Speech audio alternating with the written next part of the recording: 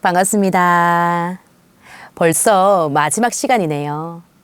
어제 제가 아는 지인이 출산을 했습니다. 생명의 탄생이 어찌나 신기하고 아름답던지 감동이었습니다. 초음파로 자세히 들여봐야 보이던 점과 같은 씨가 팔, 다리, 이목구비 등이 생겨나 웃음까지 짓는 것입니다. 코로나로 인해 직접 볼 수 없어 너무 안타까웠지만 보내준 영상을 통해 보니 웃음이 절로 나왔습니다. 그러면서 드는 생각이 이 아이는 매일매일 웃을 일만 생기는 좋은 세상에서 살았으면 좋겠다라는 생각이 들더라고요. 어른들이 만들어 놓은 치열한 세상에서 또 변질되어 버릴 아이를 생각하니 답답한 생각도 들었습니다. 우리 후손들은 우리가 지켜야 하지 않을까요? 그래서 지난 시간에는 나 자신부터 바뀌어야 세상이 바뀐다고 했습니다. 앞으로 태어날 후손들을 위해서라도 세상을 바꿔야 하지 않겠습니까? 세상을 바꿀 수 있는 유일한 방법이 신의 가르침, 곧 도라고 했습니다. 어떤 말을 마음에 심느냐에 따라 사람이 달라진다는 것이죠. 여러분, 달라질 용기를 내셨나요? 여러분의 용기가 세상을 바꿉니다. 오늘은 삼성그룹 창업주 고 이병철 회장님이 별세하기 한 달 전 가톨릭 신부에게 질문한 24가지 중 천국에 대한 내용을 살펴보고자 합니다. 사람은 죽기 전에 가장 큰 두려움이 몰려온다고 합니다.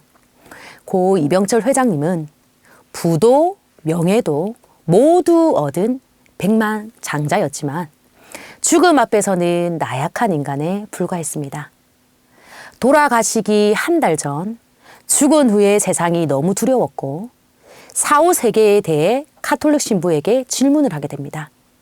그 중에서 고 이병철 회장님은 부자였기에 성경 마태복음 19장 말씀인 약대가 바늘귀로 들어가는 것이 부자가 하나님의 나라에 들어가는 것보다 쉬우니라 라는 말씀이 마음에 걸렸습니다. 그래서 질문을 하게 되는데요. 성경에 부자가 천국에 가는 것을 약대가 바늘 구멍에 들어가는 것에 비유했는데 그럼 부자는 악인이란 말인가? 라는 질문입니다.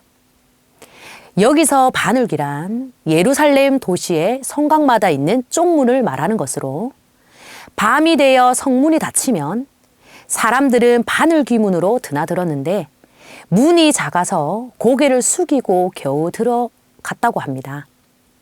특히 짐을 실은 나귀가 들어갈 경우에 짐을 내리고 무릎을 꿇어야 겨우 들어갈 수 있었다고 합니다.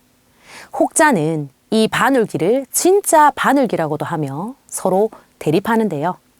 사실 예수님께서 이 말씀을 하신 의중만 잘 깨달아도 이렇게 대립할 이유가 없습니다. 이는 부자가 천국 가는 것이 그만큼 쉽지 않다는 것을 말하고자 한 것이기 때문입니다. 많은 사람들이 이 성경 구절을 부자는 천국 못 간다라고 많이 해석합니다. 그래서 고 이병철 회장님도 그것이 두려웠기에 부자는 천국 못 가나요? 그럼 부자는 악인이란 말인가요? 라고 질문하게 된 것이죠. 먼저 답을 내리고 가면 부자는 악인이 아닙니다. 그리고 천국에 못 가는 것도 아닙니다.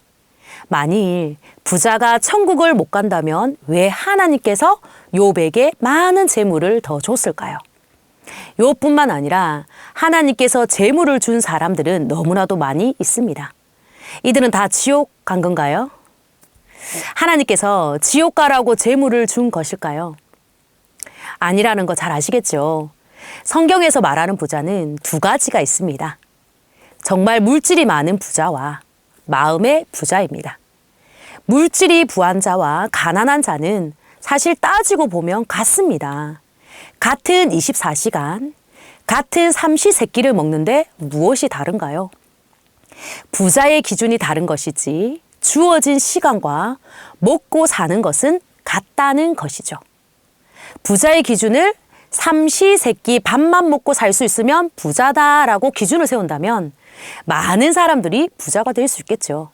그러나 물질 부자가 천국 가기란 쉽지 않은 것은 맞습니다. 10,000원을 가진 부자든 몇 억을 가진 부자든 자신이 원하는 만큼의 그릇이 채워지지 않으면 그것을 채우기 위해 쉬지 않고 일하기 때문에 정작 천국에 대한 생각도 마음도 가질 수가 없기 때문입니다. 그래서 예수님은 누가복음 12장 19절에서 21절 말씀에 어떤 부자가 여러 해 쓸 물건을 많이 쌓아두고 평안히 쉬고 먹고 마시고 즐거워하자라고 하니 하나님께서 어리석은 자여 오늘 밤에 네 영혼을 도로 찾으리니 그러면 네 준비한 것이 누구의 것이 되겠냐라고 하십니다. 고 이병철 회장님도 재물을 많이 쌓고 세상에서 누릴 수 있는 것은 다 누리며 살아왔을 것입니다. 그러나 죽음 앞에서는 그 많은 물질도 의미가 없었음을 깨달은 것이죠. 생명은 돈으로 살 수 없는 것이기 때문입니다. 중국을 하나의 거대한 제국으로 통일시킨 진시황도 죽음 앞에서는 두려움을 느끼고 불로장생을 꿈꾸며 권력을 총동원해서 불로처를 찾아 헤맸지만 49세의 젊은 나이로 짧은 생을 마감하게 됩니다. 물질이 많아도 물질이 적어도 죽는 것은 매 한 가지라는 것이죠. 이는 곧 살고 죽는 생명에 대한 문제는 물질도 의학도 사람의 능력으로도 어떻게 할 수 없다는 것입니다. 꿈에서 아무리 먹어도 깰 때 배부르지 않는 것과 같이 부와 안락은 영원함이 없고 자기 것을 먹은 밥 세 끼뿐이며 사우는 하나도 자기 것이 없다는 것입니다. 공술의 공수고일 뿐이죠. 인생을 단 몇 초로 표현한 영상이 있는데요. 한번 보도록 하겠습니다.